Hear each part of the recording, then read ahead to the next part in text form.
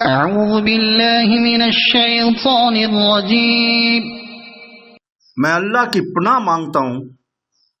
مردود شیطان سے۔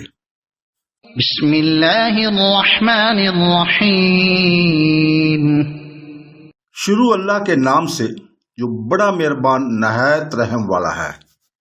وَلَقَدْ صَدَقَكُمُ اللَّهُ وَعْدَهُ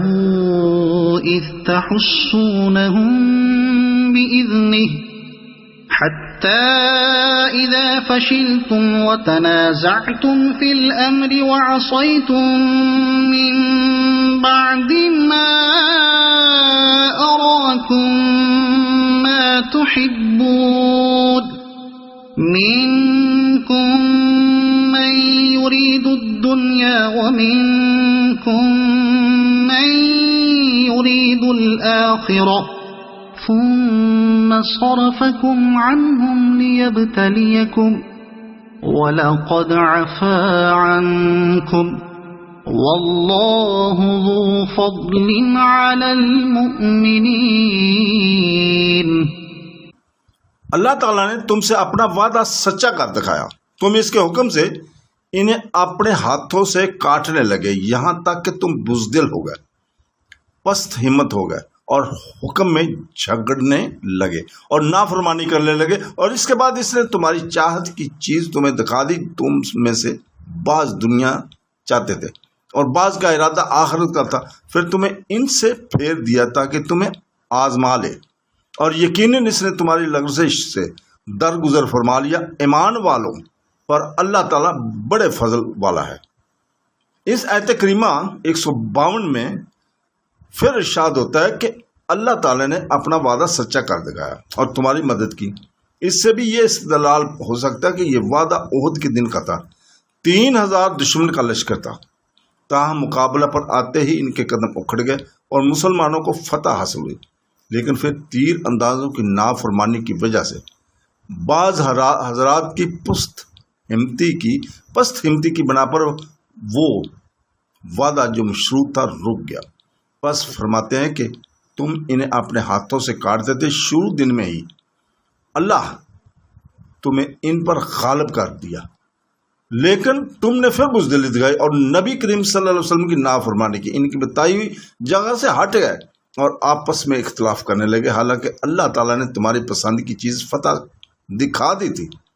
یعنی مسلمان صاف طور پر غالب آ گئے تھے، مال غنیمت آنکھوں کے سامنے موجود تھا، کفار پیٹ کر پھیر کر بھاگ کھڑے ہوئے تھے۔ تم میں سے بعض نے دنیا طلبی کی اور کفار کی ہزیمت کو دیکھ کر نبی کریم صلی اللہ علیہ وسلم کے فرمان کا خیال نہ کر کے مال غنیمت کی طرف لپ گئے، گو بعض نیت اور آخرت طلب میں تھے، لیکن اس نافرمانی وغیرہ کی بنا پر کفار کی پھر بن آئی اور ایک مرتبہ تمہاری پوری آزمائش ہوگی، غالب ہو کر مغلوب ہو گئے، فتح کے بعد شکست ہو گئی، لیکن